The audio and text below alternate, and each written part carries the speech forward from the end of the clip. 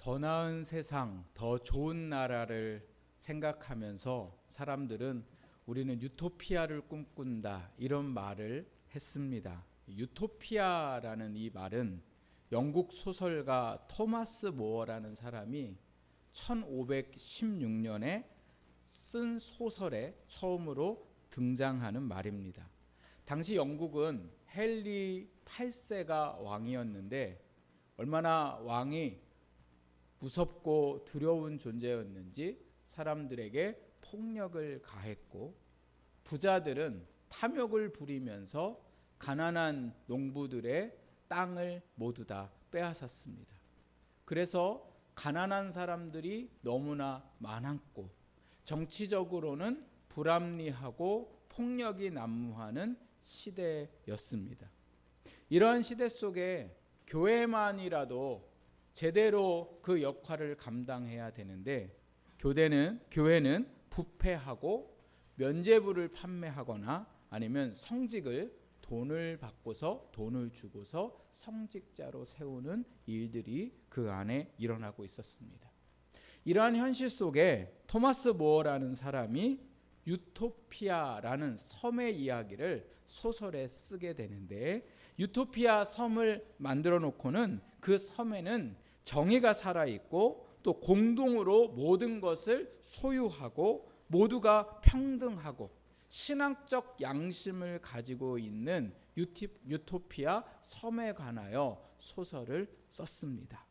근데 재밌는 거는요, 이 유토피아라는 이 말이 두 단어로 합해져 있는데, 하나는 없다와 하나는 장소라는 단어로 합쳐졌습니다. 그러니까 유토피아라는 뜻은 어떤 뜻이에요? 없는 곳이라는 거예요. 좋은 세상을 바라지만 사실은 이 좋은 세상은 이 땅에 뭐예요? 없더라는 거예요. 모두가 평등하고 공평하고 함께 잘 살고, 그리고 신앙의 본을 보이며 믿음의 사람으로 살아가고자 하는 그 나라를 꿈꾸지만, 너무나 안타까운 것은 그 나라가 이 땅에 존재할 수 없더라는 거죠. 그리고 토마스 모어는 이 현실의 문제들을 이 책을 통해서 비판을 하면서 좋은 나라가 되기를 꿈꿨습니다. 하지만 결국 헨리 8세의 이 정책에 반대하면서 참수형을 당하게 되었습니다. 저희 나라도 또 혹은 전 세계의 나라들도 정권이 바뀔 때마다 후보자들이 등장을 해서는 자기가 이 땅을 새롭게 하고 더 좋은 나라로 만들 수 있다고 국민들에게 약속을 합니다. 또 자기들이 좋아하는 후보자를 지지하는 사람들도 얼마나 강력하게 자기가 지지하는 이 후보자만이 나라를 구할 수 있고 나라를 잘 살 수 있다고 굳게 믿고는 다른 사람들에게 그 사실을 피력을 하게 되고, 또 이 후보도 저 후보도 지지하지 않는 이 중간에 있는 국민들도 정권이 바뀌고 또 지도자가 바뀌면 더 좋은 나라가 되기를 소망하면서 그 나라를 꿈꾸게 됩니다. 그러나 아무리 좋은 후보자인 것 같고 또 많은 지지자들을 가지고 있어도 막상 그들이 정권을 잡거나 또 어떠한 일들을 감당하게 되는 것을 보면 모두를 만족시키지 못하는 모습을 볼 수가 있죠. 그래서 공평한 분배가 이루어지지 않고 차별이 없는 것이 아니라 여전히 차별적이고, 또 어떠한 것에 대해서 정의롭게 이야기하고 행동하지만 또 자기들의 유익을 위해서는 정의나 또한 평등을 전혀 고려하지 않는 모습들을 우리가 볼 수가 있습니다. 왜 좋은 세상을 꿈꾸는데도 불구하고 이 좋은 세상이 오지 않을까? 사람은 욕심이 있기 때문에 그렇습니다. 아무리 좋은 사람이어도 자기 중심적이기 때문에 그렇습니다. 그래서 우리가 좋은 나라를 꿈꾸고 좋은 세상을 꿈꾸지만 사실은 그 좋은 나라, 그 좋은 세상은 앞으로도 영원히 오지 않을 것입니다. 오늘 하나님께서 주시는 말씀을 보면 하나님께서 백성들에게 새 하늘과 새 땅을 만들어 주시겠다고 약속하셨습니다. 하나님께서 새 하늘 새 땅을 만들어 주시는 건 제가 앞서 말씀드렸던 것처럼 유토피아를 하나님이 만들어 주시겠다는 거죠. 하나님께서 새로운 나라를 만드시겠다고 말씀하고 계시는 것은 이 당시에 유대 땅이 그만큼 부패하고 타락한 나라이기 때문에 하나님이 그 땅을 보면서 새로운 나라를 만들어 주시겠다고 약속하고 계시는 것이죠. 하나님만을 섬겨야 할 왕과 백성들이 우상을 섬기고 이방 나라의 더러운 문화들을 받아들이면서 죄가 가득한 세상이 되었습니다. 이러한 세상의 왕과 백성들은 믿음의 사람들에게 폭력을 행하고 믿음의 사람들을 믿음으로 살지 못하게 만들었습니다. 그래서 세상은 믿음으로 사는 것보다 악하게 사는, 잘못 사는 것이 오히려 더 잘 사는 것이라고 믿기 시작했고 믿음으로 살려고 하지 않았습니다. 이런 가운데에서도 하나님의 말씀대로 살아가면서 힘들어했던 사람들이 있는데 하나님이 오늘 그들에게 약속하시는 말씀입니다. 앞으로 너희가 지금은 힘들고 괴롭고 어렵지만 하나님께서 새로운 나라를 너희에게 만들어 주실 것을 이사야 선지자를 통해서 말씀하고 계시는 것이 오늘 본문의 말씀입니다. 근데 하나님께서 만들어 주시는 이 새로운 나라, 이 믿음의 사람들에게 만들어 주시겠다고 약속하시는 그 믿음의 나라는 어떤 나라일까? 오늘 저희가 이 말씀을 함께 볼 때에 먼저 18절에서 19절 말씀을 함께 보겠습니다. 우리 같이 한번 읽어볼까요? 시작. 너희는 나의 창조하는 것으로 말미암아 영원히 기뻐하며 즐거워할지니라. 보라, 내가 새 즐거운 성으로 창조하며 그 백성을 기쁨으로 삼고 내가 예루살렘을 즐거워하며 나의 백성을 기뻐하리니 우는 소리와 부르짖는 소리가 그의 가운데서 다시는 들리지 아니할 것이며. 아멘. 하나님께서 새로운 나라를 만드시는데 그 나라는 어떤 나라냐? 백성들이 뭐하는 나라예요? 즐거워하고 기뻐하는 나라이고 19절 말씀에 보니까 우는 소리와 부르짖는 소리가 다시는 들리지 않겠다 이렇게 말씀하고 계세요. 우는 소리와 부르짖는 소리가 들린다는 것은 어떤 의미입니까? 억울한 일을 당하고 고통을 당하고 괴로움을 당하는 때에 우리는 울고 부르짖게 되잖아요. 그런데 하나님이 세우시는 나라는 우는 소리도 없고 부르짖는 소리는 없다는 건 이제는 하나님의 그 만드신 나라는 고통도 없고 억울함도 없는 나라를 하나님이 만들어 주시겠다라는 거죠. 그럼 어떻게 하면 모든 백성들이 즐거워하고 기뻐하는 나라가 될 수 있을까? 막 놀이동산을 막 세워주고 아니면 원하는 대로 모든 것을 하게 되면 정말 그 나라가 즐겁고 기쁜 나라가 될 수 있을까? 여러분이 생각하시는 즐겁고 기쁜 나라, 우는 것도 없고 부르짖음도 없는 그 나라는 어떻게 해야 이루어질 수 있다고 생각하십니까?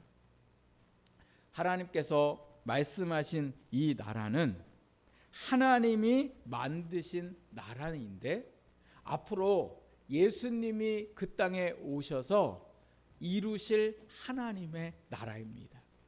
이 나라는 세상에 보이는 나라와 같은 나라가 아니라 눈에 보이지는 않지만 여전히 존재하고 있는 나라. 우리의 눈에 보이는 나라가 아니라 믿음으로 들어가는 나라. 그 나라가 바로 하나님께서 만들어 주시는 새로운 나라더라는 거죠. 그래서 이 고통당하고 있는 사람들에게 하나님께서 그 나라를 약속하시고 때가 되었을 때 예수님이 오시고 예수님을 믿는 믿음으로 그 땅에 하나님의 나라가 이루어지게 하셨더라는 거죠. 그리고 또 이 약속하신 나라는 어느 나라냐? 육신의 죽음이 우리에게 왔을 때에 이제 하나님의 나라에 가서 영원히 누리는 천국에 관한 말씀이기도 합니다. 그래서 하나님의 나라는 오늘 이 땅에 지금도 실현된 나라일 뿐만 아니라 우리가 죽고 난 다음에 영원히 사는 그곳에 이루어진 나라더라는 거예요. 그러니까 하나님이 만드신 나라는 오늘도 우리가 사는 이 세상 속에 존재하고 있습니다. 그리고 저와 여러분을 이제 이 믿음의 나라의 백성 되게 하시고 시민 되게 하셨더라는 거예요. 그래서 하나님의 이 나라에 살 때에 오늘 우리가 이 땅에서 고통당하고 괴로움을 당하고 어려움을 당하지만 우리가 그 믿음의 나라 안에 살아갈 때에 하나님께서 그 속에서 즐거움과 기쁨을 주시더라는 거죠. 이제 이 말씀을 드리면서 제가 이러한 삶을 살았던 대표적인 사람을 여러분에게 소개하려고 하는데 그 사람이 바로 누구냐면 사도 바울이었습니다. 사도 바울의 현실은 너무나 괴롭고 어려운 현실 속에 살아가고 있는데 사도 바울이 그 어려운 현실 속에서도 불구하고 놀라운 고백을 합니다. 로마서 5장 1절에서 4절 말씀을 우리 같이 함께 읽어보겠습니다. 앞을 보시고 읽겠습니다. 시작. 그러므로 우리가 믿음으로 의롭다 하심을 받았으니 우리 주 예수 그리스도로 말미암아 하나님과 화평을 누리자. 또한 그로 말미암아 우리가 믿음으로 서 있는 이 은혜에 들어감을 얻었으며 하나님의 영광을 바라고 즐거워하느니라. 다만 이뿐 아니라 우리가 환난 중에도 즐거워하나니 이는 환난은 인내를, 인내는 연단을, 연단은 소망을 이루는 줄 알미로다. 아멘. 바울의 현실의 삶은 고통이었습니다. 그러나 하나님의 나라는 믿음으로 들어가서 그 믿음으로 살아갈 때에 하나님께서 어떤 마음을 주신다는 거예요? 환난 중에도 뭐 할 수 있어요? 즐거워하며 살아갈 수 있게 하시더라는 거예요. 세상의 일들로 생각하면 기쁨이 없고 슬픔만 있고 낙심이 더 많아야 할 세상에서 우리는 살아가게 됩니다. 그러나 하나님의 나라, 믿음으로 그 안에 들어간 사람들은 믿음으로 의롭다 하심을 얻고 하나님의 영광이 그 삶에 있을 것을 믿기에 그 환난 중에도 어려움 중에도 우리가 어떻게 해요? 살아가게 되더라는 거예요. 억지로 살아가는 게 아니라 즐거움과 기쁨 가운데에 소망을 가지고 살아가게 되더라는 거죠. 세상 나라를 보면 비교로 인해서 자기의 삶에 낙심하고 좌절할 때가 얼마나 많은지 몰라요. 우리가 다른 사람들보다 못 산다라고 생각하는 이유는 정말 못 살아서가 아니라 왜 그렇게 느낍니까? 다른 사람들에 비해서 뭐 하기 때문에 그렇습니까? 비교하게 해서 못 산다고 생각하기 때문에 그래요. 똑같이 밥은 먹는데 그 밥을 먹을 때에 우리가 무슨 반찬을 먹느냐에 따라 또 그 밥을 얼마짜리 밥을 먹느냐에 따라 좋은 밥, 비싼 밥 그것을 먹는 사람은 잘 사는 사람이라고 얘기하고 비싼 밥을 먹지 못하는 사람은 못 사는 사람이라고 생각을 하면서 거기에 비교를 하면서 내가 그 안에 들지 못하면 낙심하고 좌절하게 되더라는 거죠. 그런데 하나님의 나라에 사는 사람은 우리가 무엇을 먹든 먹을 것을 주심에 감사하고 그 먹고 살아갈 수 있게 하신 은혜에 감사하며 기뻐하고 즐거워하며 살게 되더라는 거죠. 세상이 말하는 좋은 직장에 들어가고 성공한 인생이 되었느냐에 세상의 나라들은 관심이 많습니다.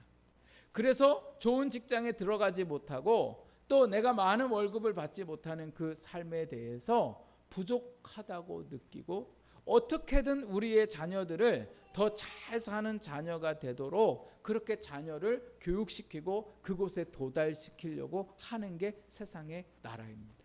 그러나 하나님의 나라에 사는 사람들은 내 직장을 주심에 감사하고 그 직장을 통해서 내가 하나님의 일들을 감당하고 믿음의 사람답게 살아가고 있는 것에 만족하며 기뻐하며 살아갈 수 있는 삶을 살게 하시더라는 거예요. 오늘 이곳에 오신 분들 중에 집에 빚도 많고 또 가정에 여러 문제도 있고 그래서 너무나 힘들고 어려워서 즐거움도 잃어버리고 기쁨도 잃어버린 분들도 있을 겁니다. 그러나 오늘 우리가 들어와 있는 이 믿음의 세계는 우리의 삶에 빚이 많아도 우리의 인생에 어려움이 있어도 그 안에 하나님이 책임지시고 하나님께서 그 삶 속에 역사하실 것을 믿기에 즐거워하며 기뻐할 줄 믿습니다. 성경에 보면 하박국 선지자가 하나님 앞에 얼마나 원망하고 불평하는지 모릅니다. 나라는 점점 망해져 가고 농사는 흉년이 들었고 정말 먹을 것도 없고 힘들어 있는 그 세상 속에 나중에 하박국 선지자가 무화과 나무에 열매가 없어도 외양간에 송아지가 없어도 무엇 때문에 즐거워합니까? 난 여호와로 인하여 즐거워한다. 하나님의 나라의 백성들은 세상의 것으로 사는 게 아니라 하나님으로 기뻐하고 하나님의 즐거움을 누리며 살아가는 백성이 됐더라는 거예요.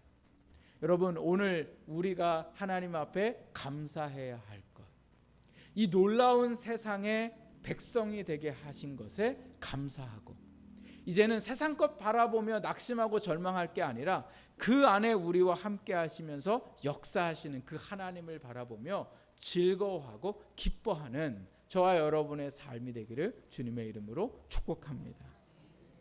또 한 가지 오늘 하나님께서 말씀하고 약속하신 나라는 어떤 나라냐? 우리 20절 말씀을 같이 함께 읽어보겠습니다. 20절 시작. 거기는 날수가 많지 못하여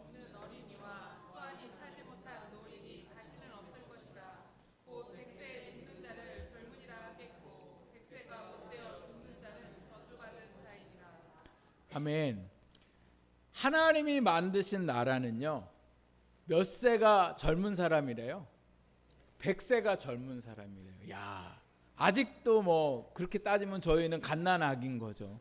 예. 우리 하진이 하민이 보면 아직도 100세를 살려면 젊어지려면 아직 100년을 기다려야 되는데 이 당시에 평균 나이가 몇 살이었냐면 40살이었다고 합니다. 40살이 되면 다 죽은 거예요, 사람들이. 그런 이 땅에 하나님께서 몇 세가 되면 젊은 나이라고요? 100세가 되어서. 그리고 100세가 되기 전에 죽은 사람들은 뭐라고 얘기하냐면 저주받은 사람이라 이렇게 말씀하고 있습니다. 즉 하나님의 나라는 영원한 생명을 갖고 있는 나라입니다. 하나님께서 말씀하시는 이 100세는 숫자의 100세가 아니라 영원한 삶을 살아가는 것을 말씀하는 거죠. 물론 천국에 가면 영원한 삶을 살아갈 거죠. 그런데 오늘 하나님께서 말씀하시는 이 영원한 삶, 생명은 오늘 이 땅에서 예수 그리스도를 믿는 믿음 가운데 살아가는 것을 말씀하고 있습니다. 제가 어제 TV에서 그런 이 드라마에서 이런 드라마를 대사를 봤어요. 공황장애가 있어서 병원에 가서 이제 공황장애 때문에 갔는데 이 공황장애 증세 중에 하나가 바로 뭐냐면 숨을 못 쉴 것 같은 거예요. 숨을 못 쉴 것 같아요. 그래서 의사한테 이 사람이 내가 숨을 못 쉬겠습니다라고 얘기하니까 의사가 뭐라고 이야기하냐면 사실은 숨을 쉬는 건데 정신적으로 너무 힘이 드니까 숨을 못 쉰다고 생각한다는 거예요. 그러니까 쉬는 거예요, 못 쉬는 거예요? 네, 쉬는 거예요. 그런데 자기는 뭐 해요? 못 쉰다고 생각. 근데 제가 설교를 준비하면서 이 대사가 이제 생각이 났던 이유는 우리도 이 땅을 살아가는데 사는 것 같은데 사는 게 아닌 것 같이 살아갈 때가 많더라는 거예요. 과학적으로 생명이 있다 없다를 판단할 때에는 우리가 숨을 쉬는가 안 쉬는가, 의학적으로 그래서 숨 쉬는 사람은 살아있는 사람이고 숨을 안 쉬는 사람은 죽어 있는 사람이에요. 그런데 오늘 우리 주변을 바라보면 숨을 쉬고 있는데도 죽은 자처럼 살아가는 사람들이 너무 많더라는 거죠. 그래서 계속해서 우리의 입에서 살겠다라는 말보다는 죽겠다라는 말을 너무나 많이 하고 살잖아요. 그래서 내가 사는 게 아니라고 말하고, 살아도 살 맛이 안 난다고 얘기하고, 죽을 맛이 난다고 말하는 게 오늘 우리가 사는 세상의 모습이더라는 거죠. 그런데 생명이 있는 사람은, 하나님이 주신 이 생명 가운데 살아가는 사람은 죽을 것 같은 상황에서도 살아서 살아가는 사람이 됩니다. 그래서 소망 없는 중에도 소망을 품고 살아가고, 끝난 것 같은 상황에도 결코 끝나지 않았다고 살아가고 있는 사람이 바로 누굽니까? 하나님의 나라에서 생명을 얻어 살아가는 사람들의 모습입니다. 어떻게 이런 일들이 가능할까요? 영원한 생명의 주인이신 예수님께서 그 믿는 자들에게 영원한 생명을 주시기 때문에 그렇습니다. 그 영원한 생명을 우리에게 주신다는 것은 단순히 예수 믿고 우리가 죽어서 천국에 가는 것뿐만 아니라 그 천국에 가는 그날까지 어떠한 환난이나 어떠한 일에서도 불구하고 낙심하고 절망하는 것이 아니라 그 안에서 소망 가운데에 생명을 가지고 살아가게 되더라는 거죠. 다윗과 골리앗의 싸움을 여러분 생각해 보십시오.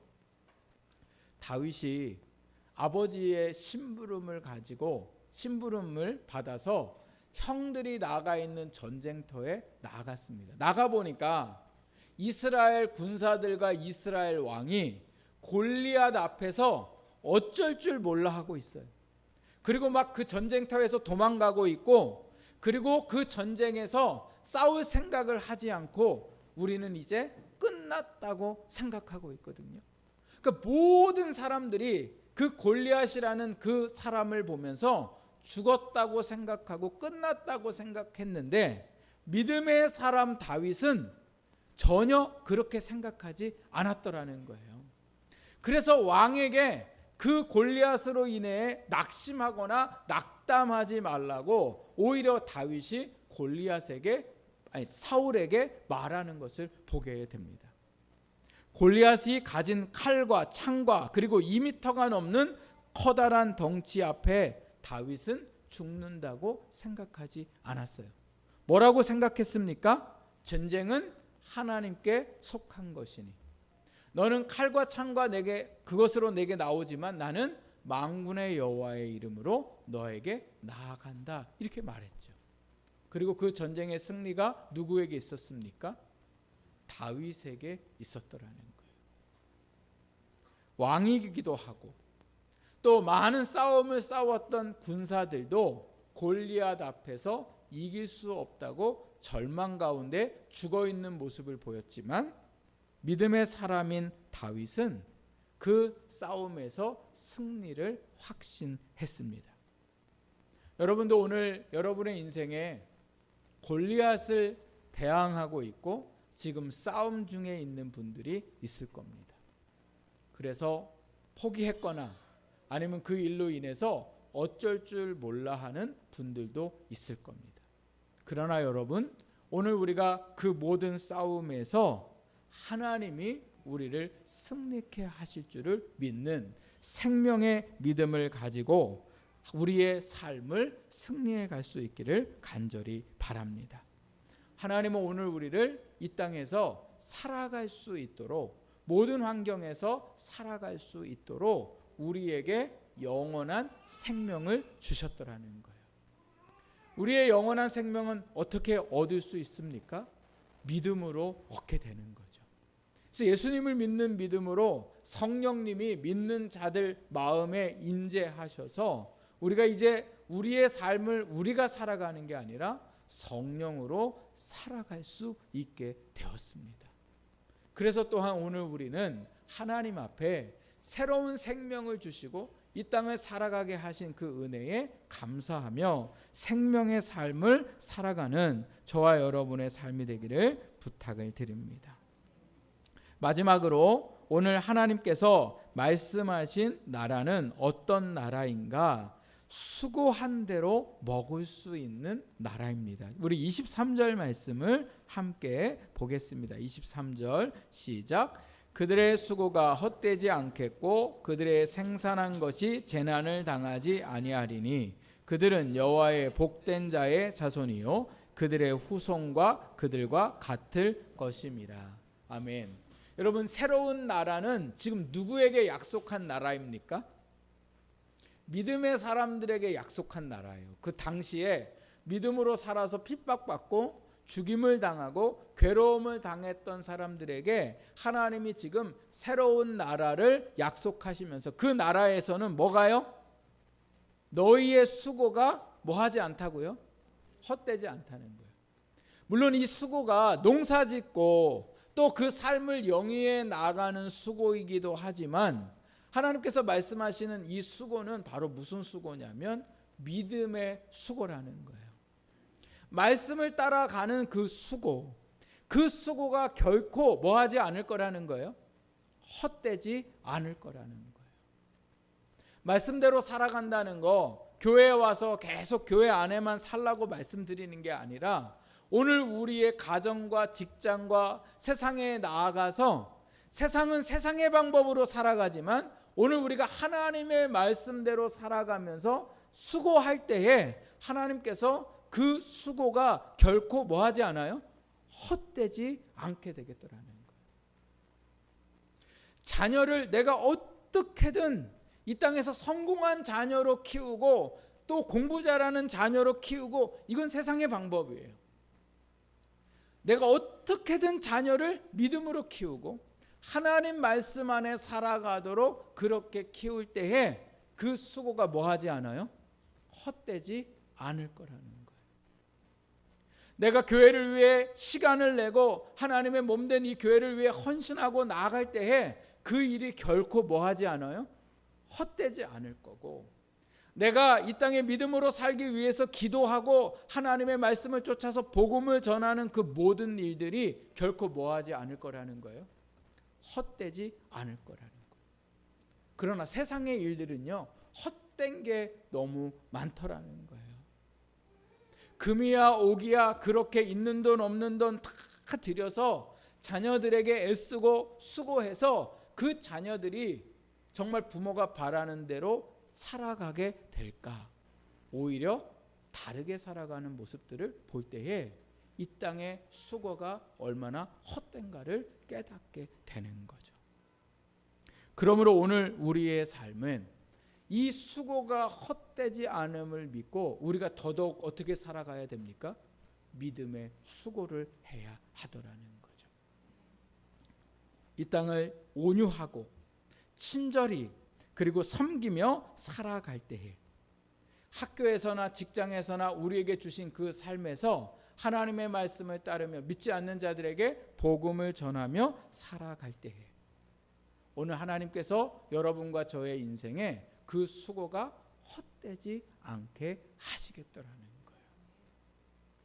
며칠 전에 제가 큐티 책에서 근대 선교의 아버지라고 불리는 영국의 선교사 윌리엄 캐리가 쓴 글을 보았습니다. 이 윌리엄 캐리는 1761년에 가난한 구두 수송공으로 태어나서 가난한 구두 수송공으로 살았는데 그 안에 14살에 하나님을 믿으면서 세계 선교의 꿈을 꾸었습니다. 그 세계 선교의 꿈을 꾸니까 이 가난한 사람이 여러분 선교사로 나가려면 뭐를 잘해야 돼요? 말을 잘해야 되겠죠. 각 나라의 언어로 말을 잘해야 돼서 벽에다가 세 개의 지도를 붙여놓고는 그 나라의 말을 배우기 위해서 스스로 독학을 하게 됩니다. 그리고 기도하고 그런데 주변의 사람들이 이 선교사님을 비웃는 거예요. 네가 아무리 애쓴다고 무슨 일이 일어나겠냐. 그래도 이 선교사님이 굴하지 않고 언어를 준비하고 그리고 선교사로 나아가게 된 첫 나라가 바로 인도였습니다. 인도에 가서 복음을 전하게 되는데 초기 7년간 말라리아와 이질로 가족이 고통을 당하는 일들이 있었고 그리고 5살 된 아들이 열병으로 죽었습니다. 경제적으로는 어려웠고 사모님은 그 모든 일들로 인해서 정신질환을 앓게 되었습니다. 그럼에도 불구하고 포기하지 않고 낮에는 일을 하고 밤에는 성경을 인도에 쓰는 말로 번역하는 일을 계속 해왔습니다. 그리고 시간이 지나가서 하나님께서 그 선교사님의 모든 수고가 헛되지 않도록 많은 사람이 예수님을 믿는 놀라운 일들이 일어나게 됐는데 이 선교사님이 하신 말씀 중에 많은 사람들에게 도전을 주는 말씀을 하셨습니다. 제가 앞에 적어가지고 왔는데 우리 같이 한번 읽어보겠습니다. 우리 시작. 하나님으로부터 위대한 일을 기대하고 하나님을 위해 위대한 일을 시도하라. 아멘. 여러분, 우리의 수고가 어떻게 하면 내가 더 잘 살까? 오늘 내가 어떻게 하면 더 우리 자녀들을 더 잘 되게 할까? 어떻게 하면 내가 더 행복할까? 오늘 우리의 세상의 나라들은 이러한 것을 꿈꾸지만 이러한 일들을 위해 수고하지만 오늘 하나님의 나라 백성으로 하나님의 나라의 자녀가 된 우리는 하나님의 위대한 일들을 기대하고 하나님을 위해 위대한 일들을 위해 수고하는 저와 여러분의 삶이 되어야 할 줄 믿습니다. 그 땅에 하나님이 아름다운 열매를 맺게 하실 것을 오늘 우리가 기대하면서 살아가야 할 줄 믿습니다. 오늘은 추수감사 주일입니다.